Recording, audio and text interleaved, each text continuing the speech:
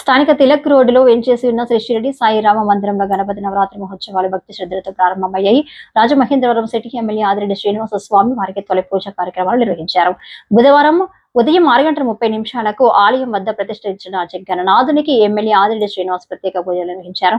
వేద పండితులు ఆయనకు ఆశీర్వాదం అందజేశారు. అనంతరం గణపతి హోమాన్ని భక్తి శ్రద్ధలతో నిర్వహించారు. మాజీ ఎమ్మెల్సీ ఆదిరెడ్డి అప్పారాజు గణనాథుడిని గణపతి హోమాన్ని దర్శించుకుని ప్రత్యేక పూజల్లో పాల్గొన్నారు. ఆ గణపతి ఆశీస్సులు ప్రజలందరిపైన ఉండాలని ఆకాంక్షించారు. 9 రోజుల పాటు గణపతి హోమాన్ని నిర్వహిస్తామని, అనంతరం స్వామి ఊరేగింపు అన్న ప్రసాద వితరణ జరుగుతుందని సెక్రటరీ రామరాజు తెలిపారు.